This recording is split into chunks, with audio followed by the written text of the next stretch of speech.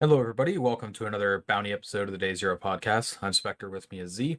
Today we have some interesting news that we'll get into, some controversial news on a Canada ban, which I'm sure some listening have probably heard about.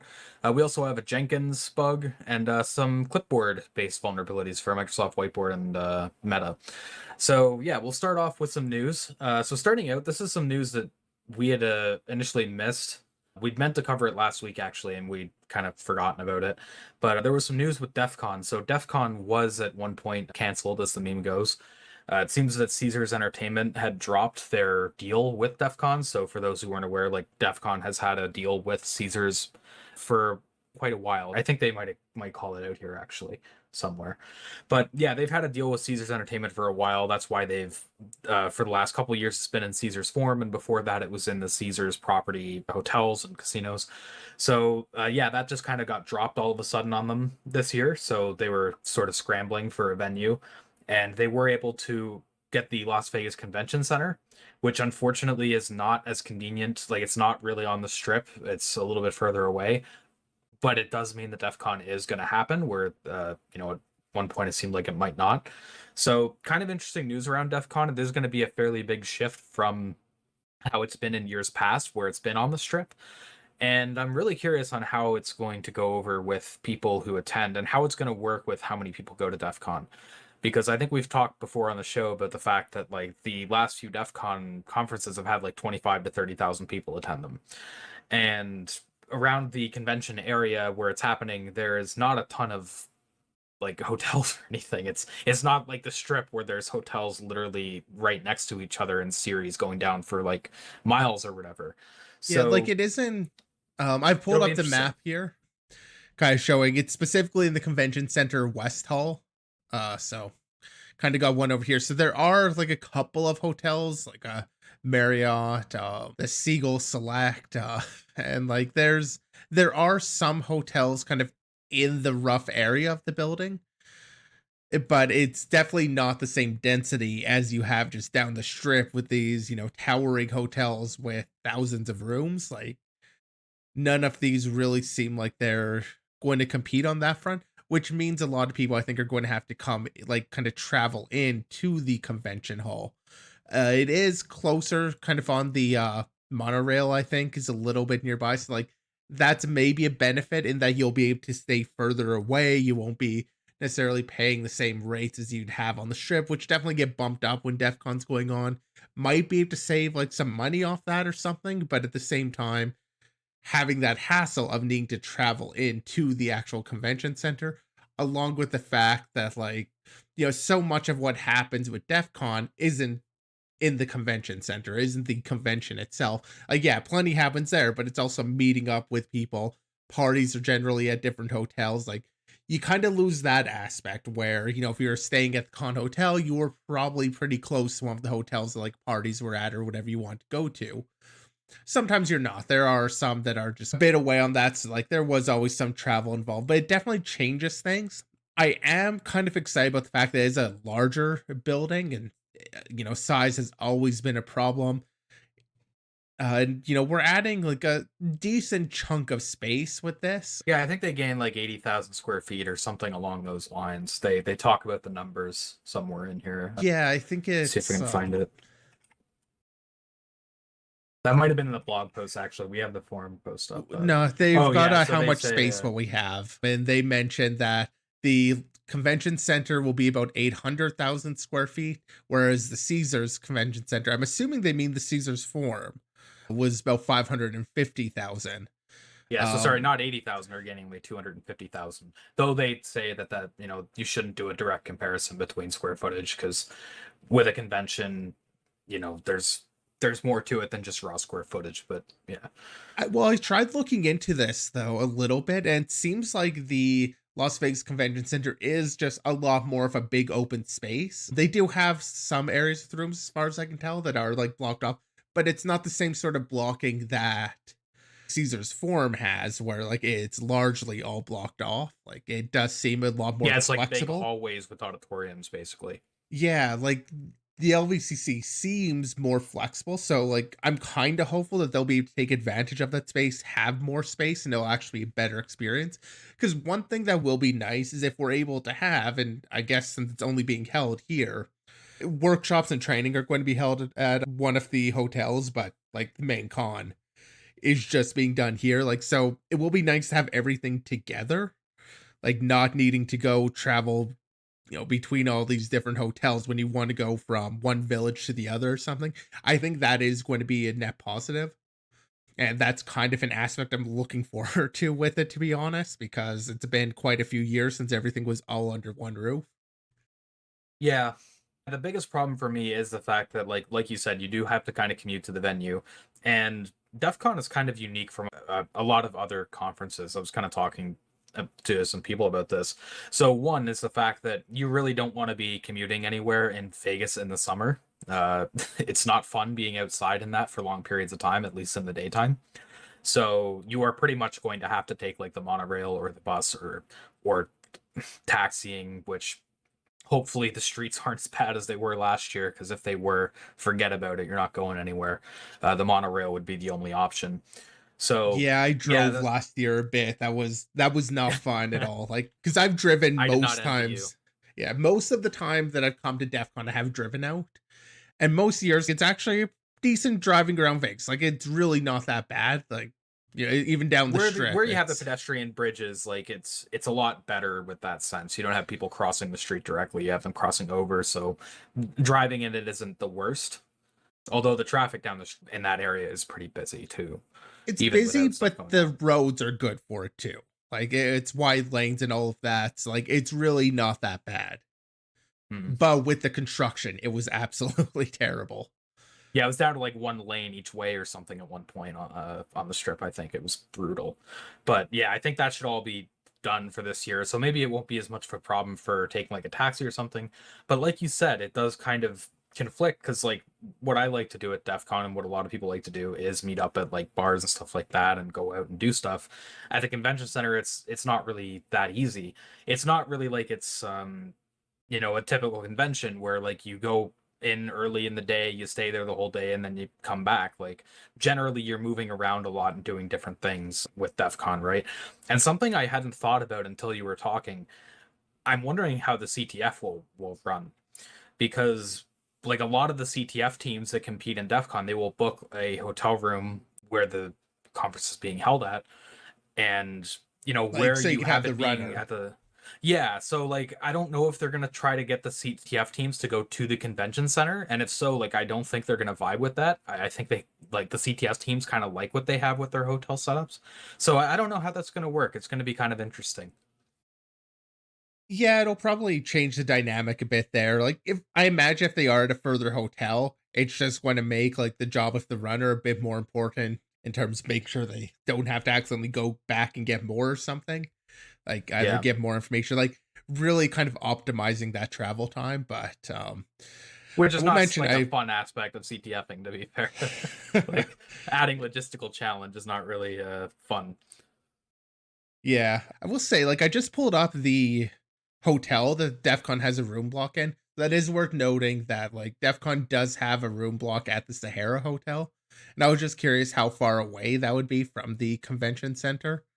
And interestingly, on the little map that they have of like where the convention center is, it's far enough away that it's not even on their overview map of it. It's just a little bit off screen, but it's a little bit further north. That But it sucks. does, one benefit though is it does look like it's the Sahara, which has a monorail station for itself. And so, it's on the monorail, couple stops down to get to the one nearest the convention center, and then bit of a walk. So Yeah, which again, like I said, like you don't really want to be doing that a lot in you know 90 or 100-degree weather. So, no, there are some other hotels a little bit closer, but yeah, I mean but the they're like two-star hotels, and again, like I'm saying, with the the sense of scale Marriotts where are there's so many generally pretty people. nice. Okay, but yeah, those are a lot more expensive too. Like part of the nice thing with going to DEF CON was having the hotels being close and really cheap. Like a lot of the time you could get rooms for like under $100 a night. Whereas when you're getting to like the Marriott and stuff, that's very much not the case. And then of course you got the issue of scale where it's like you have 30,000 people, like that. You're not really It's going to going to accommodate push that in 2 or 3 rates. hotels. Yeah, Yeah, it's going to push the they're rates going to go up, I high. think, in the area. One kind of interesting aspect is that the convention center does actually have a food court.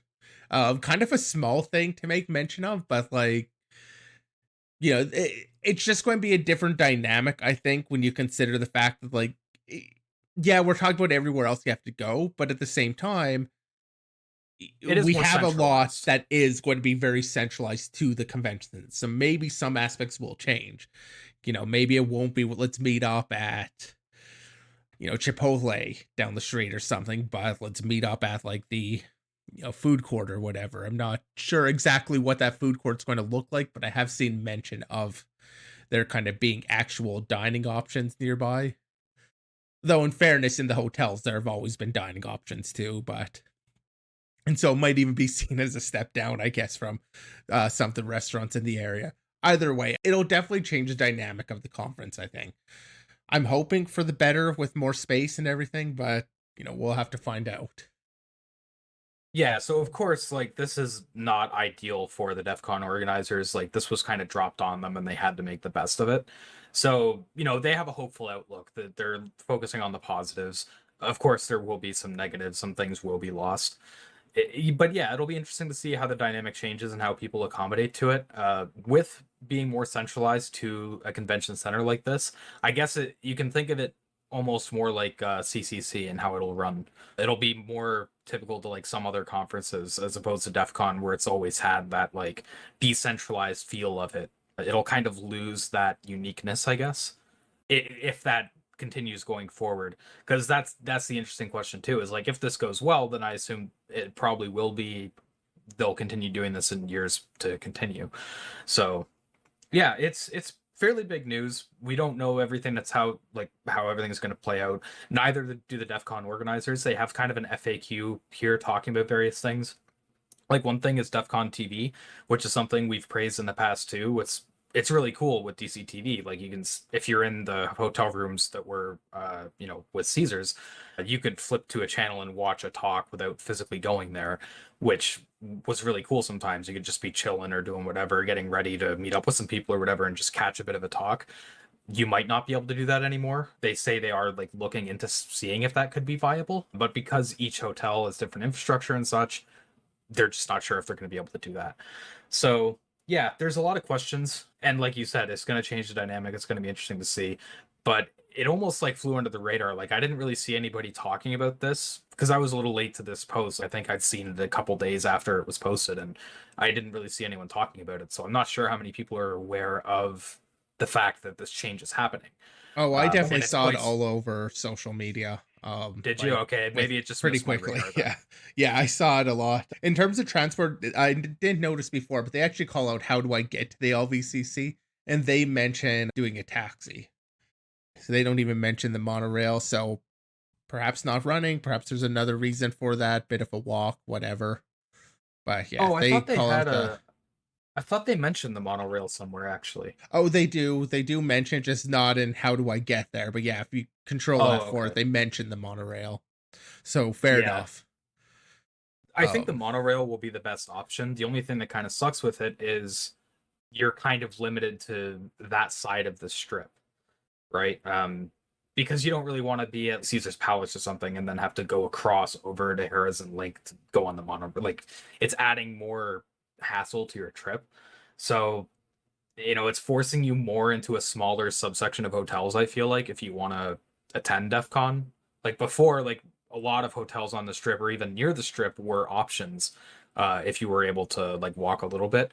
But now I think you're being forced into a smaller selection, which kind of sucks. But it is what it is, I guess.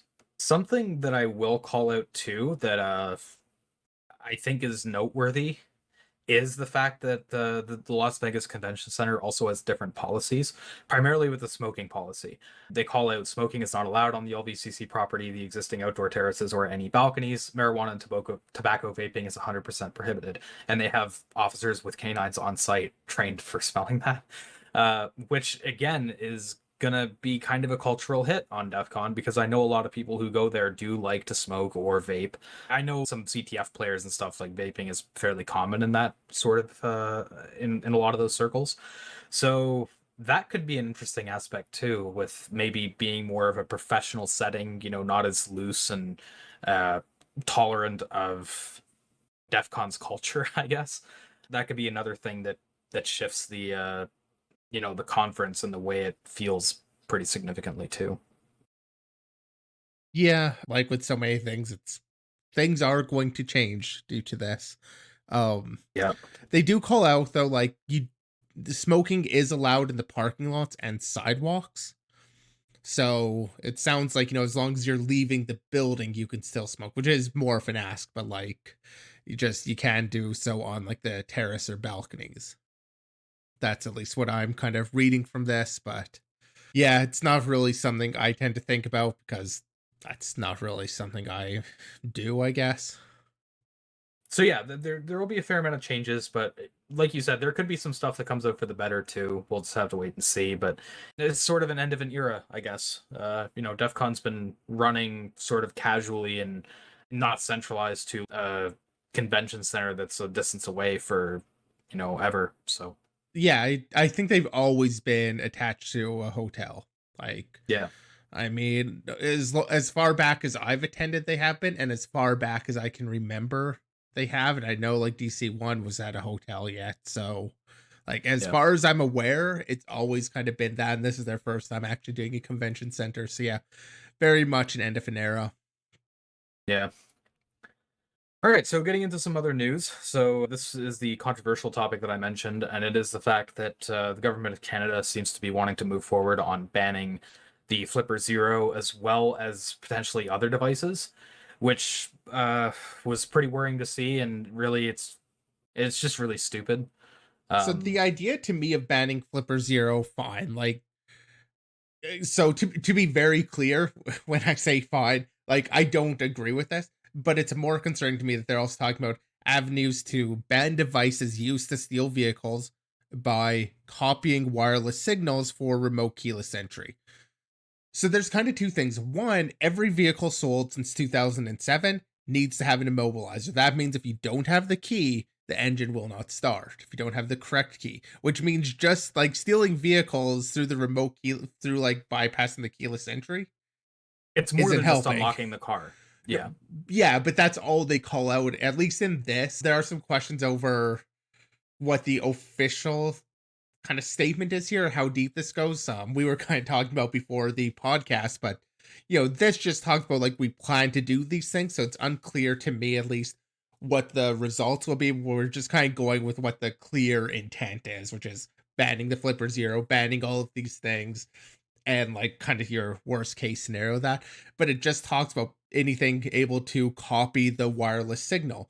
So one, I don't think focusing on remote keyless entry really is the important thing, because that doesn't, like, sure, it has an impact on it, but like that's not most of what you see on like social media with the Flipper is very kind of showy for being able to open vehicles, but they kind of take a very specific scenario to work where you have to capture the signal before it's getting used, whereas most of the time somebody's going to hit their fob while they're actively trying to use it and unlock the vehicle when they're in range for it. Though there are other attacks, was a roll jam or whatever that goes on. And then a few years back, or probably not that long actually, a couple years back, rolling pwn, and I think there So was another thing, but sorry, go ahead.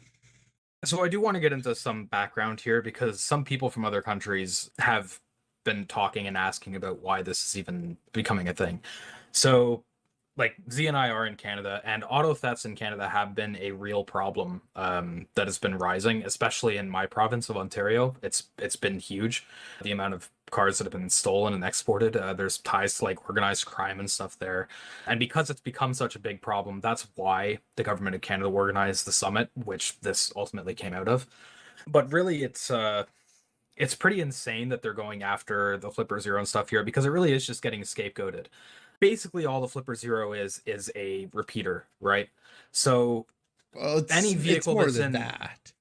okay, but like for the intents of this attack, that is basically what it's doing. You're capturing the code, you're replaying it. But replay attacks like that have not been able to work on vehicles in a long time. I mean, Flipper Zero kind of made a statement about it too. 2022. Replay attacks still work because vehicle fobs still absolutely will use rolling code systems. You can do it with the Flipper Zero. The main consideration here is you can do the attack. It's just the easiest way to pull off this attack would be if you can also jam the attack. That would actually make it practical. And that was the rule jam, I believe the attack was called. Where And the like Flipper you Zero can't do that on Flipper its own. Zero can't do the rule jam because it can't do the jamming aspect of it. But if somebody were to use their fob while away from their vehicle, so their vehicle just couldn't, so they're at dinner and they're playing with the fob in their pocket, they hit the button. The Flipper Zero could capture that and replay it. Saying. So it could still do an attack, but they can do the jam that's actually kind of makes it practical. I guess I should have clarified. So yeah, replay attacks do work on modern vehicles, but not really in practical scenarios. Like you're saying, yeah, in that kind of case where you're not in range or whatever, and you're able to capture it that way and then echo it back, like, yeah, okay, fair enough. So but as you said earlier, rolling pwn is a little bit more practical for even the Flipper to do, because what it depends on is capturing 2 values. And then when it replays the 2 values, with these Honda vehicles that they found the bug with, and they do mention other vehicles would also do the same thing. When you replay the 2 values, it'll actually just cause it to be like, oh, we must be out of sync with the fob, and to resync based off of those 2 values to find where they were in the sequence and just resync. So basically by replaying like your 2 values, you're able to get it to still open. So it's a slightly different attack in that you're not like reusing the code, or it's probably not really a replay attack, but you do replay them and then you're able to just get it back into, you're basically have to force it to resync. That's at least my understanding of rolling pwn. I didn't dig super deep into this. I was looking it up ahead of the episode a bit. Yeah. But you would in theory be able to do that with the Flipper Zero also. Okay, so fair enough. On that aspect, then maybe I wasn't as correct, because like something I was saying was that if you're, well, actually, you know what? I still hold to this, is that if your vehicle can be stolen with just a Flipper Zero, the security probably sucks on it, and that's probably your problem, not the Flipper Zero's problem. Well, and here's the other thing. This is still just unlocking the vehicle, not starting it, not actually letting you run the vehicles, which again, it has been like a regulation in place since 2007 that you need to have the immobilizer new vehicles. So yeah, like you still need more. Like even where you have remote start, like my car, like it has remote start. I can remotely start it, although it's through an app. It's not through a remote. You can't get like secondhand market ones, although that kind of voids, like that's kind of out of scope. I don't really want to factor that in. But even in those cases, as soon as you open the vehicle to as soon as you open the door to the vehicle, the car shuts off again. Like you can't actually drive anywhere with a remote start. You know what I mean? The key has to be physically close to the engine for it to work because of the immobilizer that you're talking about. So yeah, it's very much scapegoating the Flipper Zero. And of course, you can get the hardware and build something to do this as well. And in a lot of cases, I think that's probably what's happening anyway. They're probably not even using Flipper Zero. They're using, custom made devices, and where there's organized crime involved and there's so much value in cars, there's always going to be a market for those kinds of devices. So it's very misdirected. I feel like I said, I feel like they're scapegoating it here. And because of the way they have it worded, it sounds like maybe not only Flipper Zero, but like all SDR type devices could be impacted, which is quite relevant for security research, which is something you kind of commented on your that's the thing that really concerns me, is the fact that if it were just Flipper Zero, like fine, I don't like that idea, but the Flipper Zero very much makes some of this sort of thing accessible. And again, I do not agree with the idea of banning it, but because it's had that degree of popularity, I mean, whatever. But the way this is phrased as just copying wireless signals, sounds like they may very well end up introducing restrictions on basically any sort of radio research or wireless signal research in Canada, because you're not allowed to have the tools necessary to do so. That would be, or that is kind of more my concern on this one, And it's is just to the get entry to wider the car. impact.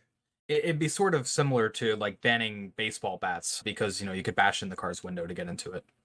So a lot of You vehicles know, do have like where you don't have to insert the key anymore. yeah, my vehicle's like that. I don't know how the attacks on that would work if there's still the wireless signals going on that. I don't know the technology involved with doing any of So that. I thought it I can was a answer a little bit Bluetooth of that. thing. Um, I can't remember what the exact technology is that implements it, but I can tell you this. Just having the key close to the door or something is not going to be close enough to remote start it. It has to be like pretty much in the center console or in your pocket or something. You have to be inside of the vehicle for it to work. You So these can't be people outside of the are vehicle able and have to, it be authenticated. like, so somebody using the keyless entry stuff, they're able to get into the vehicle. I guess my question is, can they clone the signal to make it seem like the key is in the vehicle? Like, is that just a Bluetooth thing? Well, I don't know the technology involved there, but could you like Emulate spoof as the if it were inside the vehicle? car. Make it repeat whatever it would repeat because of the vehicle. And I don't know. Like I hope that they've kind of learned a little bit about the technology by this point and actually have some sense of security beyond like when when rolling code was kind of invented and then just kind of generally adopted. But I don't actually know if that's the case. So I would hope that they're using like some better crypto there, that they could do like a challenge response with going with public key crypto, and so it can be intercepted, but without knowing like the challenge the vehicle is going to issue, they can't really do anything. There are definitely ways that they could kind of secure that radio communication. I Where we don't do the just automotive research, it's hard to really say for sure that they do that, though. Yeah. Yeah, I just don't know for sure what they're actually doing for that attack, like how they would attack that system, or if they do. Because that's the other thing. We don't have statistics on, like, are these things being used to steal vehicles, or are they like largely stealing older vehicles? I don't think that's the case, but there are other options. Like, I think we talked about. Okay, no, that was probably just unlocking it, but I seem to remember one where, like, through the headlight, they got access to the CAN bus, and then we're Yeah, just able to I issue the remember what you're signals talking that about, way. sort of. Yeah. I Like exploiting through remember. the CAN bus or something is a way that, like, I think there was actually an automotive researcher who had this happen to them. I mean, bottom line is like a determined adversary is going to be able to get into it some way. They're going to go for whatever the weakest link is. But like banning SDRs like the Flipper Zero is not going to do anything. It's just like lip service basically. I feel like it's just the government of Canada trying to score some free points, being like, "Hey, we're going to fix the auto thefts, everybody. Here's the solution." And Yeah, no, I, like I it's think we not. both very much agree this isn't a solution in any sense, because it's just targeting the wrong thing. It feels like to me. Yeah. Um, And it, like you said, it's unfortunate that it can have impacts on security research potentially. Now, one thing that we talked about a little bit before the show is we were trying to see if we could find more information on how that ban is going to be enforced, because with the article that we have up here, basically, it sounds like they're going to be regulatory restrictions, so they're going to make it so that it's difficult to buy on like legal marketplaces, and CBSA, the Canada Border Security Agency, they're going to enforce like checking for it at the border and stuff and not allowing it through the border. But when it comes to security research, how that's enforced will kind of matter. So I'll let you get into it, Z, because one kind of comparison that you had was with lockpicks, which I wasn't actually aware of sort of how these were treated legally. I wasn't even really aware they were regulated in Canada. So I'll let you get into that. so specifically, I think the regulation here is more around like the province themselves have, but in some places, basically, like you're not supposed to import or purchase them, or basically have them. So one, I'm also going to be very clear. I'm not like a lawyer here in Canada or anything. And it's one area of the law.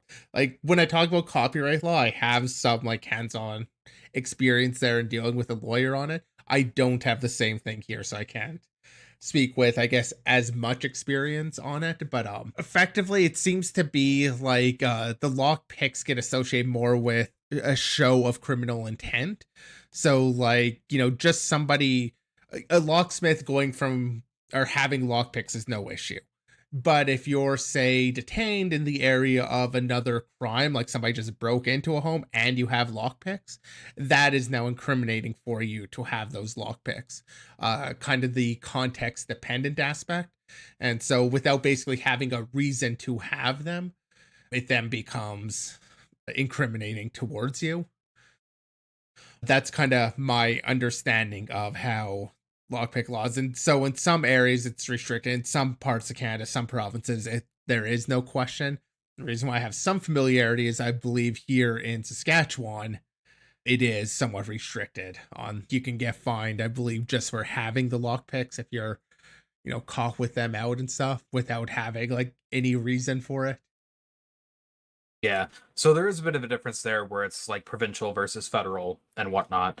But if Yeah, and that is like something like the case that would happen with these, you were kind of saying like it would be less problematic because, like legitimate security researchers doing radio research, like they would have a legitimate reason to own these devices and import these devices. yeah, and not to Um, be carrying them around, but to have them at home. And yeah, I should have tied all yeah. that back in on like, tying it into our actual topic, which does come down to the fact like if it were that sort of restriction, it's easy enough to get the lockpicks and have them. And if you have it at home, you're doing your research, for lockpicks, doing lock sport at home, that's really not going to be an issue. Like you're not going to be arrested for doing that. And because you're not taking them anywhere or anywhere without reason, like you don't really have anything. So if the restriction on the radio tooling was the same, I still don't like it. I still think it's kind of the wrong route. Like Spectre mentioned, just trying to score the points really. So I get that. But if it is just a straight up like you can't import this, you can't get this, and actively kind of criminalizing it, then that's probably going to have a pretty big impact on security research within Canada because of that. It's just really annoying seeing security kind of scapegoated by governments over and over again because they don't want to deal with the actual root causes of problems. I Uh, you mean, know, if I, vehicles I don't just want. didn't use like the stupid rolling code system, which has been recognized as a problem for quite a long time.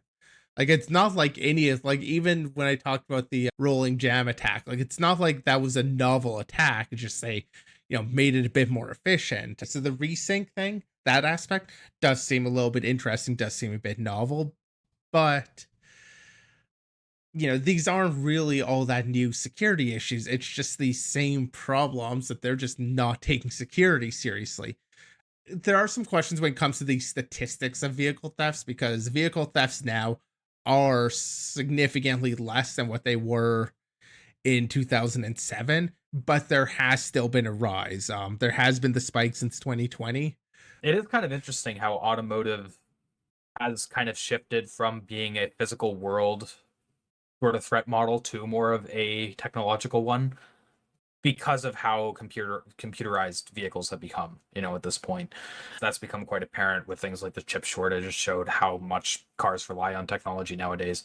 But yeah, I mean, those issues should be being addressed by the car manufacturers. Like things like rolling pwn, that should be something that the car manufacturers have to do. And maybe there should be some regulatory changes on the car manufacturers to have more security on their vehicles and not trying to hit, flipper zero. Yeah, It's kind of hitting the wrong side of the aisle.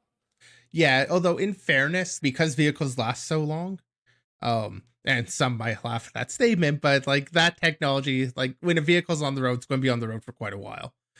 It's not Generally, like like it's 7 to 10 years, you're like that vehicle's still going to be being driven yeah, around. Yeah, yeah, easily. So like the tech change, if they made a tech change now, that we won't really see the impact of that for quite a while.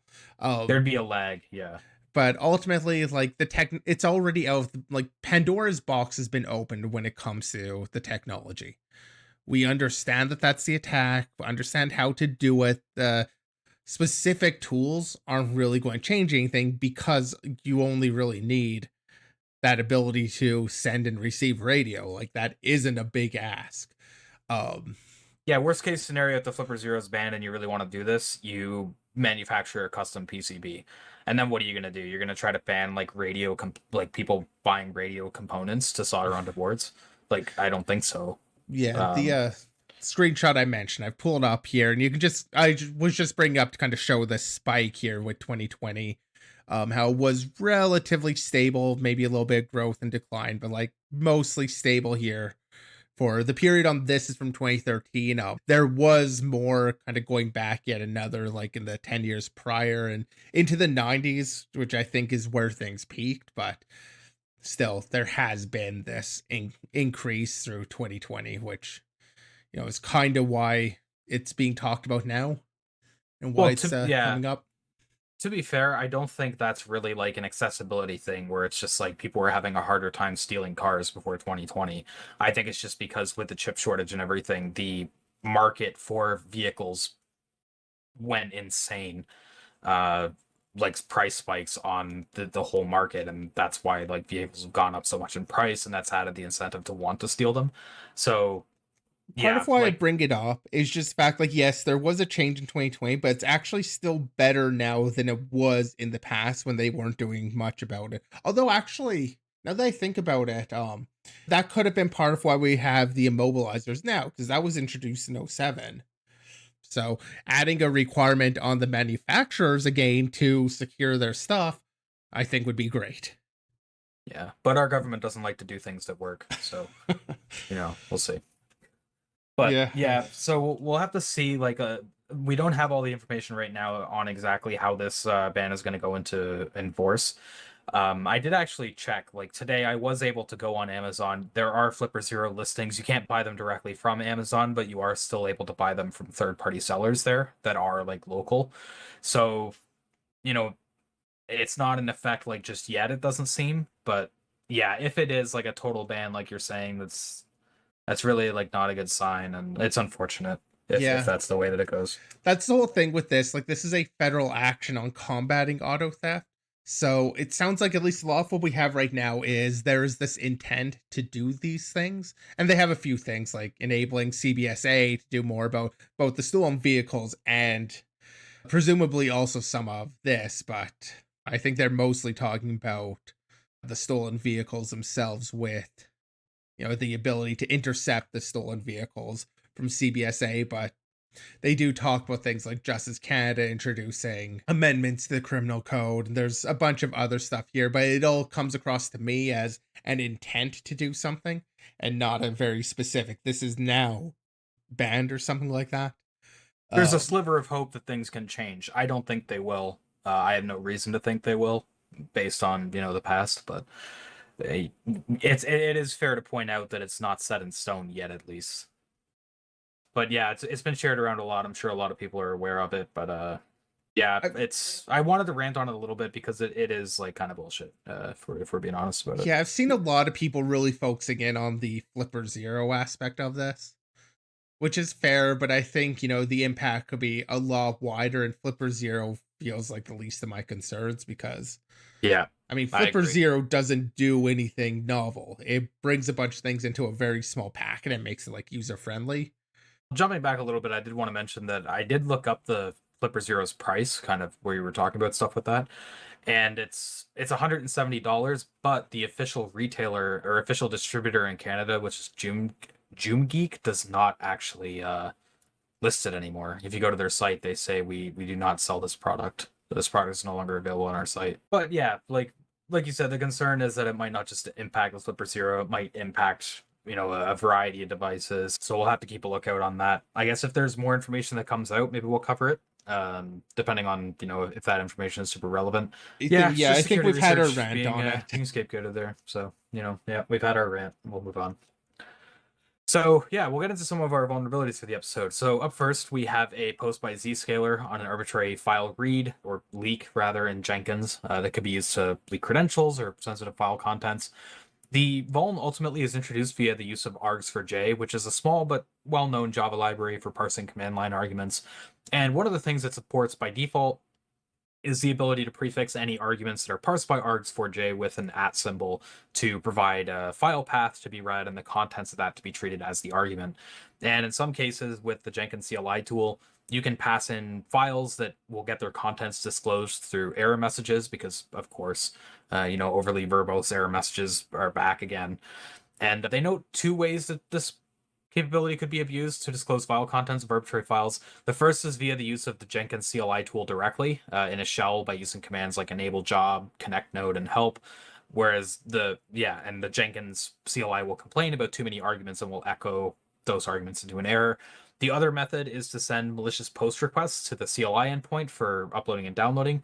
Now, exploiting these vulns, like actually exploiting them, I think would require an attacker to be in a position to access the Jenkins CLI, which they state could be the case in particularly vulnerable configurations, like ones where registration is allowed to anyone that can access the instance. They also call out the enable anonymous read permission option as being something that could add impact here. I'll be honest, I'm not totally sure on that aspect of it. I don't really use Jenkins, and I'm not familiar with its permission system to that degree. So, and they don't really clarify on that. So, I figured I'd mention it because they do, but yeah, they don't really talk about how that ties into the exploit exactly. But bottom line is, you are going to need to be able to get arguments into the command line parsing for that to be viable, which may or may not be practical in a lot of scenarios. But it is sort of an interesting attack, and Z had mentioned that this is something that's not exclusive to like args4j or Jenkins.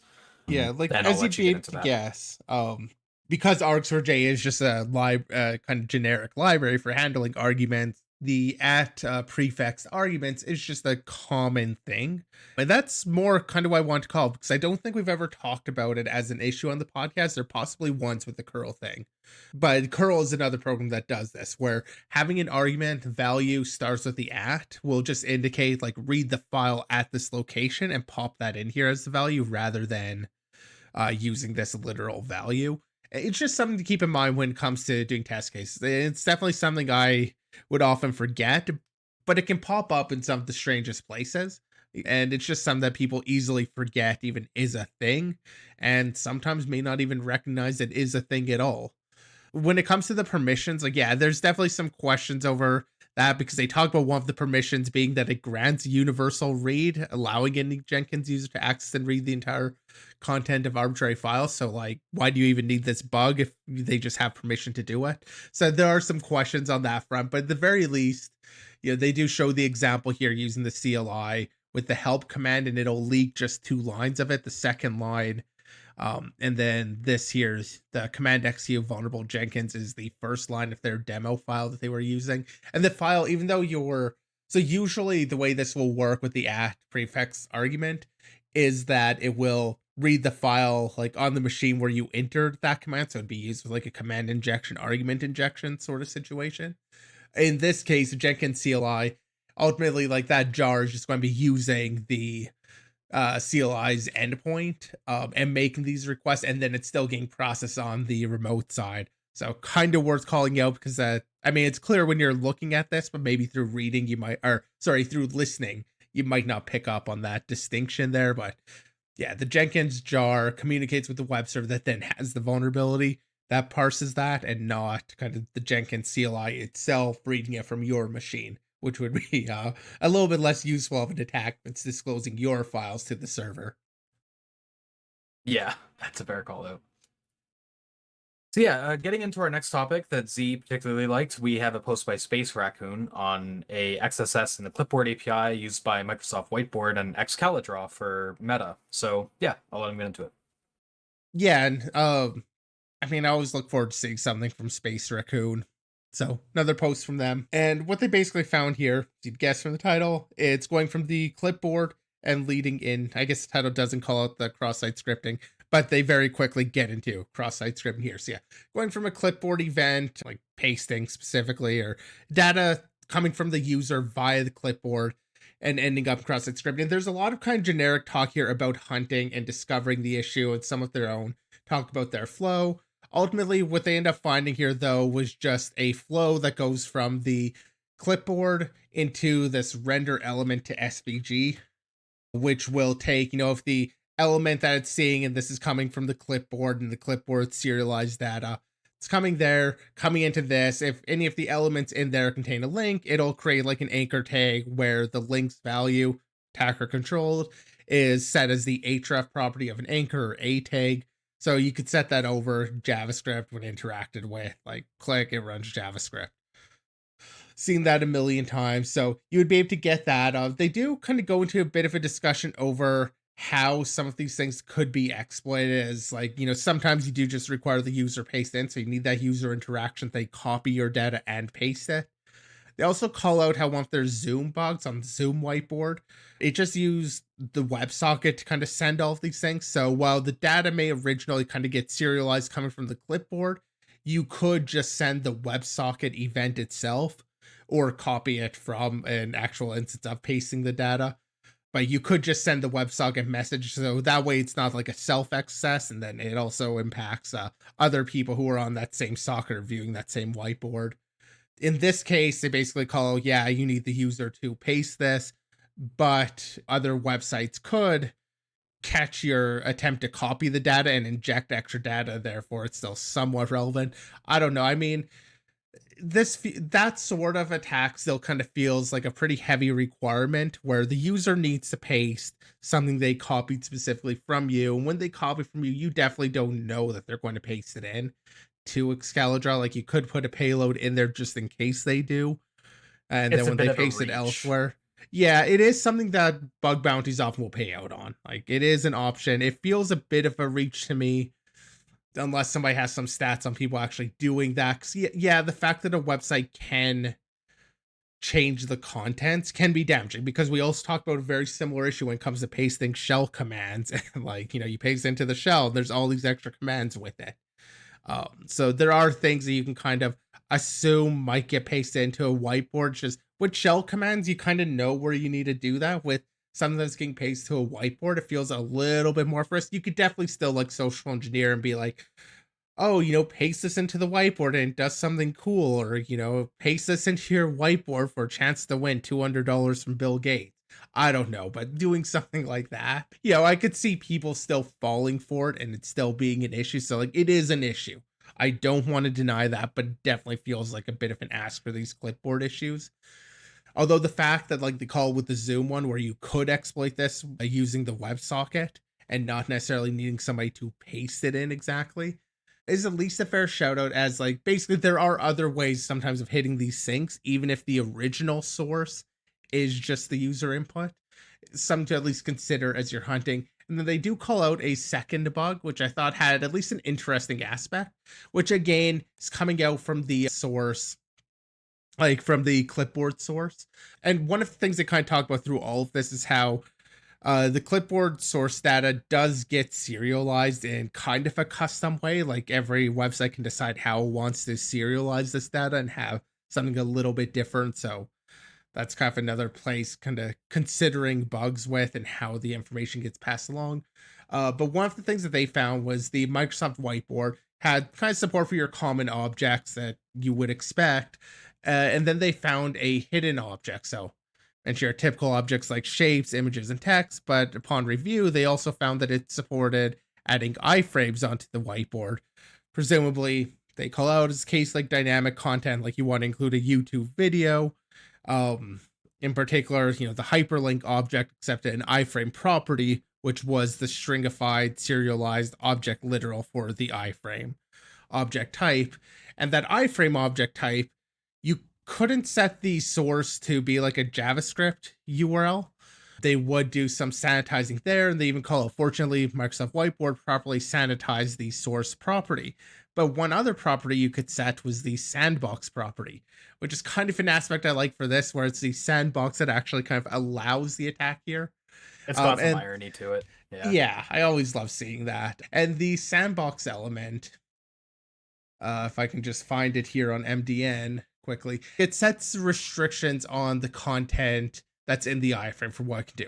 Like allowed download or allowed download without user activation. That might not be widely supported. I see the experimental icon, but it has different things like, oh, this sandbox, like the iframe is allowed to open models or open modal, sorry.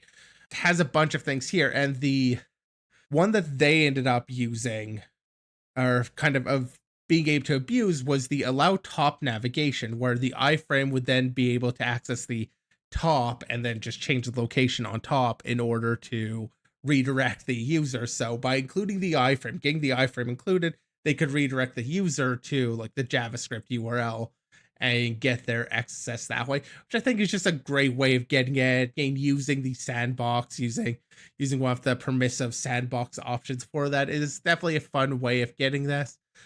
But it does take kind of the user pasting this tag into the system, which again, slight bit of an ask, or bit of an ask, not necessarily slight, but still, I think it's a cool attack. I kind of like seeing that. And of course, they talk a little bit about CodeQL, which I always like to see in posts, and lets me bump it up a little bit. So there's that too. Yeah, I like that aspect because they talk about the original query that someone they were collaborating with, Technogeek and Nagley, that they had run, and saying that the initial results didn't seem super promising at first because they weren't able to access that through the image source attributes, but that kind of tipped them off and got them thinking about some other queries and areas they could look. And that's something to call out with CodeQL is CodeQL might not get you to the final answer or to like a vulnerability directly, but it can sort of help you with getting an idea of the system and some attack ideas too. Yeah, like I've always seen CodeQL, like writing queries is a bit complicated. It is not as easy as something like SemGrep. It's not as easy to integrate with. But CodeQL feels very nice for researcher in the loop looking at code. Not using it as the whole thing of finding all your vulnerabilities, but using it as your starting place to start learning and searching the code for beneficial areas. But we have talked about code. I guess it's been a little while since I've gotten on CodeQL, but we've definitely talked about it through past things, and I'm a big fan of it. Yeah. Something from earlier, I do just want to say I find it funny that you latched on to Bill Gates there for like your scam scenario. I mean, I think like Elon Musk probably would have been the better one to go for there. That's Would what have like been. all the scams use, but Yeah, it would have been. I was even thinking, because they're talking about something meta things here that maybe going that route with Zuckerberg could have been, but I yeah. had to come up with something. I mean, Bill Gates is Unfortunately, a it fair shows one, my with the age. injections and stuff. Yeah. It shows my age in the days where people talk about Bill Gates doing whatever, giving you money. Yeah, Yeah, you don't that's really more like see that 2000s. anymore. Yeah. Yeah, he's kind of faded out of the relevancy there for scams. But yeah, it's kind of funny. He's just less generous these days. All right. So yeah, we'll get into our next topic here, which also kind of involves iframes. So this was a Medium post by Alvaro Balada, and it's a server-side request forgery in an undisclosed application. It seems to be sort of like a Grafana sort of setup where it'll spin up dashboards with graphs and images and such on the fly with external data. It'll take some input dashboard as a JSON blob, create the dashboard, edit it with the data, and then export it to a PDF or a PNG file. And that exporting process is done through a headless browser. The problem was that in the dashboard JSON, you could include an item with this iframe object type, which, as you can imagine, creates an iframe, and you could pass an arbitrary URL into it, and it would render this iframe in the headless browser. So that gave them pretty straightforward ability to execute code in the headless browser. The way they were able to abuse that here was the to iframe itself was SSRF. Like the fact that the headless browser was making the request to the attacker's the website. URL. Yeah. Yeah, that was that, and that was also restricted. They couldn't use internal addresses on that. Yeah. So it wasn't just arbitrary URLs. They could only use external addresses for where the iframe would be loaded to. Yeah.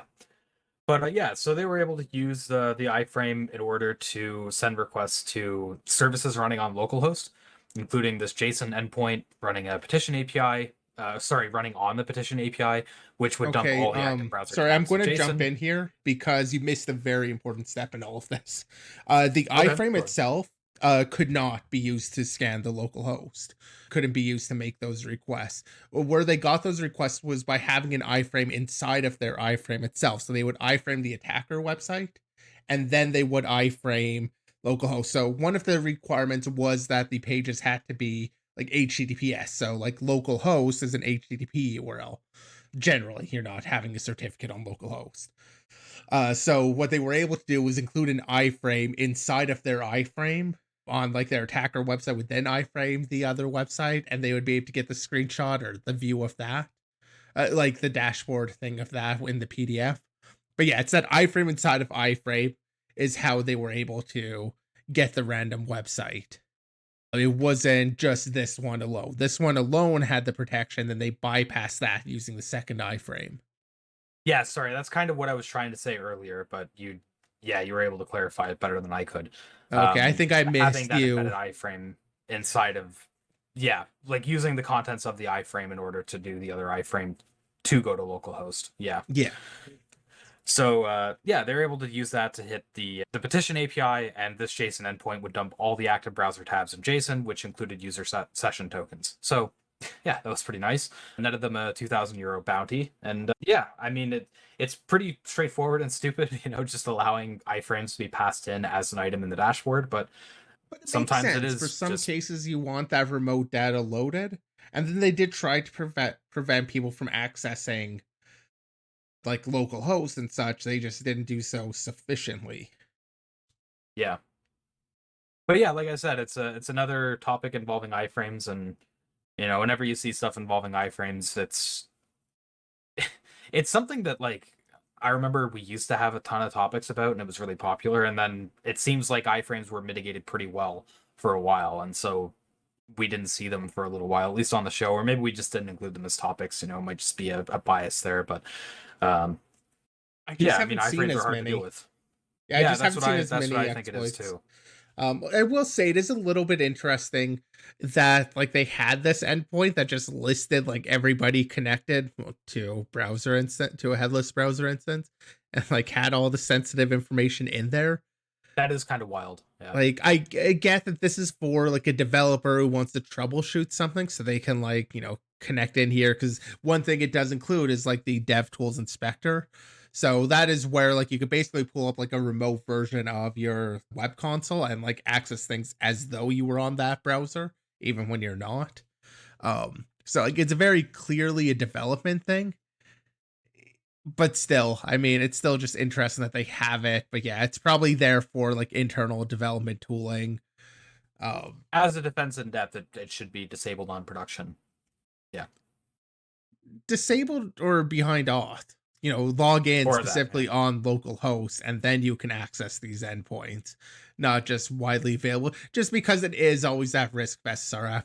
And it is kind of another thing. Remember, like with SSRF, you can do this sort of scanning. I imagine most people are kind of aware of the fact that you can do network scanning with an SSRF, but worth calling out. It's definitely a good find. And I do just kind of like the just embed your iframe in your iframe and get around the iframe restrictions. Like just the level to which they're applying their security is a little bit lacking. But it is slightly like one way you'd be able to resolve this would be by making sure they're running in like their own network. So localhost doesn't access the host machine anymore. But then you kind of lose out on having them on the network so you can do the debugging work with it. Another option would be like a browser extension that would enforce the security, which feels like it might be a decent way of doing it if you need to keep it on the same network there. But it is kind of a challenging thing to try and prevent just arbitrary, because if you want to keep the arbitrary website. And do they talk about how they patch this at all? I don't think so. Yeah, I don't recall if they do. I don't see anything about it. Because somebody's probably Yeah, thinking they just like, oh, say they just need to do it's something split. really stupid, and I'm just not thinking about what that is, or like something really simple. But yeah, I mean, it doesn't seem like it would be the most straightforward thing to resolve when you want to be able to do this. And to kind of resolve recursively where you want to support like the iframes and the frames and all of that, because that can definitely happen with a legitimate website that you'd want to have on like your dashboard. So we were saying earlier that iframes is not something that we've come across a lot lately, but something that we have come across lately is ChatGPT. So we have a topic around that. This was a quite interesting vuln that was discovered in ChatGPT last year, web cache deception vuln in ChatGPT's share functionality for sharing chat history with others. Something that I haven't seen people use a ton, but I've used it sometimes myself, actually, just for caching links, no pun intended. So, yeah, one thing they noticed was that shared links wouldn't update as the chat continued. So they assumed that there was some sort of caching going on here, and as it turned out, they did some tests, and anything under the share path was getting cached. So this was sort of a light bulb to try to see, can you do, like cache poisoning attacks? And so, yeah, they talk a little bit about the setup here. So they state that the CDN is being used here at Cloudflare for the caching, and there's a bit of a differential issue that contributes to this problem. So ultimately, those who can see the stream can look at the URL and see something pretty strange, and that's that after the share path, they have %2f dot dot %2f API slash auth session token. So basically what they're doing there is a path traversal, right? They're traversing out of the share path into the API auth session path. And you're kind of thinking like, okay, what does that have to do with the caching? Well, the problem is that the CDN doesn't actually decode or normalize that path. It just treats it as the regular path. And so because it's under the share directory, that's considered cacheable. It's fine. But when the web server gets that request on the back end, it will decode and normalize that string, and it will respond with the API auth session endpoint, which contains an auth token. So because of that differential, you're able to basically send like a poisoned link to a victim, which includes the share URL with the payload that breaks out to go to the auth session endpoint. And then when an attacker visits that same URL later on, they'll be able to see the cache token and get access to that access token and compromise the account, get access to all the chats and the billing information and whatnot that's associated with it. So quite an interesting attack. It's fun to talk about cache stuff when we get a chance to. It's not always the most intuitive to understand, and it's kind of an easy problem to make. And this sort of scenario is kind of an interesting one because it's a differential, right? You have two different behaviors, and it's hard to really pin blame on one particular party here. It's a difference of interpretation on how to deal with that URL, right? Backend So server, all the blame, backend. It does kind of come down to a question of like what the behavior should be. And something I didn't know, so I looked into the HTTP spec just to see like, are you allowed to do the URL encoding here? Of course, you are. It does allow percent encoding as part of the path, but it does feel incorrect to me that the percent encoding will then also result in it changing paths. I would imagine that like, and this is maybe a little bit weird because like the path shouldn't have a slash and slash is the differentiator, but to perform like the URL decoding after it's already resolved the path, like to say this is where it's going. But I don't know, it also feels like you kind of need to do something URL decoding to get the path. If like auth was all percent encoded, you'd probably still want to go to the auth path, but not with the dot dot slash in there. You don't want going out, but I don't know. So I don't think the spec is clear over how that should get normalized, but it is clear that the URL path can include that. So the normalization should happen after path is determined, or like it should be decoded after the path gets determined, which is why I kind of want to put the blame towards the backend server here for changing the path that's resolved based on the fact that the encoded characters were present. That's kind of my feeling. And in talking with these cachings, like oftentimes what we find with them is you just figure out what it's being keyed on and figure out if you can make a request that, has a header that it's keyed on but doesn't actually change things, or a header that impacts the site that isn't keyed on. So it doesn't host header, for example, like maybe it's only looking at the URL and you change the host header and that changes the page content, but it doesn't actually change like the caching. The cache will still happen based on the domain that was actually requested. The URL coming in will still kind of have an influence there, not necessarily the host header itself until the host header is seen on the host, who then does maybe other work. So you end up having the caching. Like that's oftentimes what I see with the caching issue. So I just don't bring it up a lot because it tends to be the same sort of issue every time.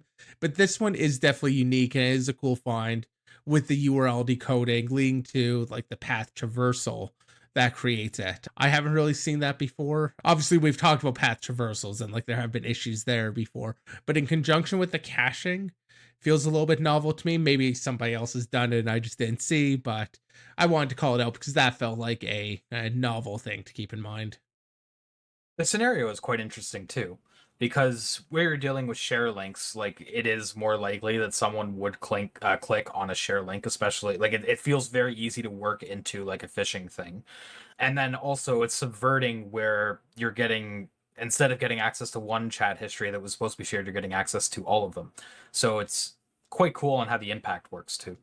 Yeah, although one thing of note, I guess, on that aspect is when somebody does click that link, they're going to see something that very much isn't a chat. And it is going to at least raise some suspicions to maybe like log out, change your password sort of deal, or maybe not. Like, I think a lot of people might just ignore it, forget why they opened the link, something like that. But like, it There is is a bit also more of a noise kind factor of, to it too. yeah. Yeah. Getting into some research, we do have something that Z had noticed here, which is differential testing and fuzzing of HTTP servers and proxies. So we have the GitHub repo up here with the code for running the HTTP servers and proxies and whatnot. Though this does accompany a talk, which I believe Z has checked out, and I'll let him talk about that. Yeah, this was from a talk at ShmooCon, and actually, if you're going from the title of the post being the differential testing and fuzzing of HTTP servers, that might actually sound familiar to a topic we covered a couple years ago, which was T-Rex, which was another HTTP fuzzer focused on differential fuzzing for request smuggling. What is this about? Differential testing for, well, they end up using it for request smuggling. And so it just reminded me off that paper. It is one of my favorite papers in recent years, just to see people approaching request smuggling from more than just like the content length area, but actually looking at other issues that can happen. What they ended up finding, I just need to find my way back to the GitHub page. Uh, what the talk went into the talk, they apparently found a bunch of these bugs, but they talked about a couple with like content length. They found this, I think it was Light Server that did this, that supported octal encoding for the, well, it didn't explicitly support it. The C function that they were calling would attempt to figure out what the encoding of the number was. So when they gave like 010, that would be encoded as like, anything reading it as decimal would get 10, which is what it should be. But because it also accepted octal, their system would read it as being 8 bytes. So you get that content length discrepancy where you can create a request smuggling attack out of that. And basically, this whole thing was leading up to them talking about this HTTP garden, which is just like their system for doing this sort of fuzzing. Effectively, the way that their fuzzing would work was to look for differentials between all the different HTTP servers, but they would take basically one of your reverse proxies. They'd have their input. Input would be run to the reverse proxy. Reverse proxy would forward it to just a plain echo server that would give them, here's what the request looked like to me, sort of deal back. And then they would take that request back and they would forward that off to all the different HTTP servers that they supported. So you can basically test against all these different setups, set up your proxy, set up your target server, and see where you can get differences from. And all of those HTTP servers would be set up to respond with how they interpret the request, what the requests look like, data, the actual body data of the request, and all of that information come back. And so they basically were able to create this fuzzing loop of being able to send the same request off to everything, make sure they're getting the same response back, or testing for that differential and knowing there was a bug here on one of them, like something's not behaving right. And then they combined that with just an input generator, gave it a grammar based fuzzing, giving it just HTTP grammar. So it can generate HTTP. I think they did 1.1, might have just been one. No, it must have been 1.1. HTTP 1.1 requests. And so they could just have a long running fuzzing campaign on finding differential issues between all of these different servers. So T-Rex, when we talked about that, did a similar thing with fuzzing over like the entirety of the HTTP grammar.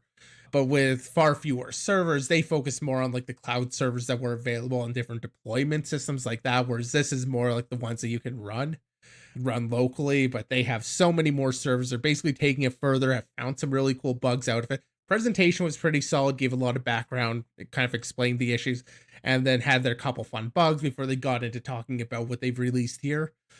But yeah, I think there's so much more that can happen with the confusions beyond what we've really seen with request smuggling. So it is always exciting to see more research coming out there. I've said many times I feel like T-Rex is kind of underlooked at or underappreciated, but they definitely, while I don't think they had any relationship to T-Rex or any inspiration from them, there are definitely some similarities on the ideas between that and this talk. So yeah, they have the link here to the SmooCon 2024 talk, which is basically two the entire like day's presentation. Like all of the presentation, then it just has the time offset to like 2 hours and 19 minutes in there. So I'll get a link included in the show notes for that. But yeah, it was a good presentation. I kind of enjoyed it and thought there was good information in there. So worth checking out beyond just the tooling. But I do like the fact that the tooling, is available and somebody's kind of running on this idea a little bit more. All right. Sorry, I didn't realize I was muted there. So yeah, we also have a Medium post on hunting for vulnerabilities that are ignored by most of the bug bounty researchers. I know from your prep stream, Z, that you sort of disagree with the title here, but I'll let you get into that. Kind of, sort of. I don't entirely agree with everything. So the main one that I kind of have a disagreement with is when they talk about delimiter injection, which was the third vulnerability. Just the idea that you have a website, it has some sort of file or some sort of clear delimiter that you can know about. They have the example here where it's just using a pipe between different things. I just feel like that is something people test for, or should be testing for at least, or I hope people are testing for, because any of these cases where you have data mixed with control information is a possible location for that sort of data versus control confusion, aka injection attacks, XSS, cross-site scripting, SQL injection, LDAP injection, whatever. It's always that same sort of issue where it's confusing your data for control. So these really simple serializations where it's just like in this example, a pipe character being used to delineate things, are just a good place to look for those sorts of issues, because you can often, especially if it looks like it's something bespoke where they just created this serialization, it's not like, an actual serialization, it's just a really good place to look for bugs. But I feel like most people recognize that already. Maybe I'm just overestimating what people are thinking about, or because I thought about it a lot, other people are. I obviously don't know inside what everybody's looking for. That's just the one that stood out to me, is like, I feel like most people kind of recognize injection attack possibilities. The rest of these, though, are maybe a little less. So, vulnerability one, cross-site script inclusion, is maybe a bug class that has maybe been forgotten about a little bit. It just comes down to the idea that, sure, with same origin policy, and cross origin policy stuff, like most people are aware, like you can't just simply make from an XSS or whatever, you can't just make a request to a remote website or across origins. Can't just do like a fetch to another origin and get the website or something. But when you do a script inclusion, so script source equals whatever remote website, you can, and some websites are designed to take advantage of this, like with doing JSONP, where you can, if that website were to set any JavaScript variables in that JavaScript, you would be able to access those variables from your own website. So every so often you'll find a website that's using like a JavaScript file as like their control system. So how they're writing configuration files. They're using JavaScript as the config language, and they'll just include their config file, but your website can also include that config file and dump all the information in there. Sometimes that'll include user information. This is seen with APIs. The JSONP APIs will take a little callback parameter, and then they'll call whatever data the API is returning. They'll call like that data as the argument to whatever function you give it. So you can like just spoof that and give it a function, create that function to receive the callback when you include the script file. That's a bit more of an obvious case, but yeah, just generally being able to include these files, you can sometimes leak useful information out of it. Sometimes not. Not every site's going to do like dynamic JS, so it's less useful, but it is something to keep an eye out for. And it does seem like it's kind of an older issue that maybe people are less familiar with. Similar on the older side, they call this cross-site or cross-user defacement on vulnerability 2. It's response splitting, and they do call it out due to HTTP response splitting. Most libraries are dealing with this already. This is a pretty old attack that it seems like most libraries are already dealing with. They just won't let you have a header or with the value or even the name that has the new line characters inside. It's just, nope, we're not allowing this. Most things prevent this already. When they don't, you can potentially include new lines, which then means you can either add arbitrary headers, or you can do 2 new lines giving that blank line, which will trigger the start of the content of the page, which then means you can include like your own JavaScript in that page, and thus that's where the defacing comes in. I don't know. I mean, there is a sense of that being an older attack that is less commonly seen, so perhaps less commonly hunted for. Still worth, I think, giving it a test when you see something that might happen, but like I said, it is less common. I used to hunt for that when I was doing the consulting work, and I think I came across it twice. Like it wasn't something you'd commonly see, and that was several years ago. I hope just things have gotten better. More and more libraries just prevent it, and so yeah, your chances of hitting it do feel kind of low, but it's also a very easy test case. But yeah, worth calling out there. Vulnerability 3, delimiter injection, we already talked about. And vulnerability 4, the SMTP header injection. Again, feels like something that's at least known about, but maybe not thought about all of these situations where you might get access. But similar idea, getting new lines injected, but specifically some that's using the SMTP headers, like your subject. So you can, turn a email being sent out, maybe add some extra HTML, change the content type so it is HTML, something like that. Perhaps leaking information by having to load an image, presuming it gets loaded with images and all that, but you can sometimes leak information that way. There's some fun attacks that you can do with SMTP header injection. Yeah, I don't know where I stand on that one, whether or not it's really well known or tested for, but the main one I had was just the delimiter injection as being that feels like something that should be tested for. And the last vulnerability on here, vulnerability 5, overly restrictive account lockout. Someone can correct me if I'm wrong, but I think a lot of programs just don't really accept this one. So the idea of this bug is where basically if a account lockout system, say you make like 50 attempts on somebody's password and then locks their account, if that account lockout is not specific to like your IP, but is that account can no longer log in without doing some extra work, you've now just kind of gotten denial of service against that attack or against that user. And I think a lot of places where they do this, it's just an accepted risk. Like they are okay with the fact this locks out user because they care more about preventing the brute force. And then a lot of places won't lock out the user because they care more about the usability. It's a trade-off. And I feel like a lot of places just, kind of treat this as the denial of service, and that's just out of scope in general. Maybe people have had some luck hunting with it or just reporting it regardless. But I always thought this was kind of one of those attacks that wasn't really included in scope, but maybe that's just my misinterpretation of scope. It's definitely one of those things that I used to write up, though, kind of feeling like I don't really want to write this up. Like, I don't think it's that important, It's one of but those I'm things you put on the report for consulting. sake of completeness. Yeah. Yeah, it's like you let them know here are your options with it. Here's why this is bad. Here's maybe what you can consider, and give them the information to make that choice themselves. I actually think this is something Portswigger had a call out of like I forget what they titled it, but I feel like they had a post that talked about several different types of reports that like, kind of shaming some of the reports, and I'm pretty sure this was one of them that was actually on there. Either way, like that lockout thing is one of those reports that I've definitely written it a bunch of times. Like, it's worth letting people know and worth letting companies know, like, hey, this is something to consider. But so many places have considered it and like they do that intentionally and like have made that choice.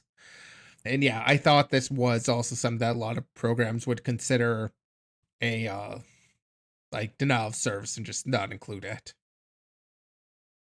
Either way, like I thought this was a good post. There were the few kind of nitpicks I can make about, hey, maybe this is already looked for. Like, I don't think it's actually ignored by most. But at the same time, I don't do the bug bounty hunting. I've said that many times. Like, my experience comes more on the consulting side. So maybe I'm just out of the loop on that. I think it's still a good post for bugs that are worth looking at in general.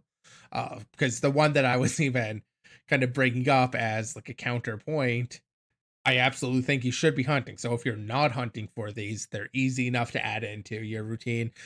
Only one I wouldn't necessarily care much about is the overly restrictive. Just make sure that's within scope. Make sure they care about knowing that. Yeah. And the vulnerabilities that are covered here kind of fall into that category of older vulnerabilities that have sort of been forgotten about and have been handled for the most part. And because of that, they can crop back up. So, things coming back into relevancy sort of thing, Yeah, which that's is fair. always nice to think about. Fair to point out. Yeah. So we do have one shout out in this episode. As I said earlier, we've talked about like ChatGPT and LLMs quite a bit lately. This NCC group post is about analyzing LLM application threat models. So Z mentions the shout out. I'll let him talk about it, and then we'll wrap up the show. Yeah, and I'll be honest, when I saw this, I was really hoping this was the AI producing application threat models that they were going to be reviewing. Unfortunately, it's not. It is more about the threat model of using AI, having the inferences there, and all of that. So it's kind of a continuation with other things we've shouted out. I figure we've done other content of similar nature when it comes to LM. So I would just kind of add on there with another look at the threat model being enforced there. Although I would really like to see a AI that produces a good threat model. Just would like to see that, but unfortunately, this isn't that. Haven't reached that milestone yet. No, and I do not expect an LLM to make a good threat model. It might be do some other things, but I wouldn't expect it to do a threat model very well.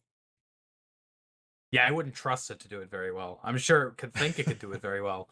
It could generate the right words. Yeah, exactly. Yeah.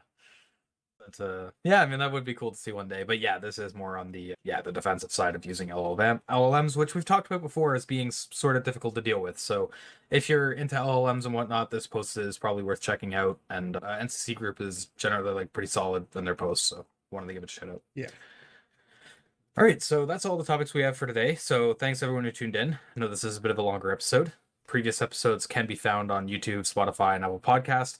Feel free to join the community by joining our Discord and Twitter links, which are down below in the description. And we'll see you in the next one.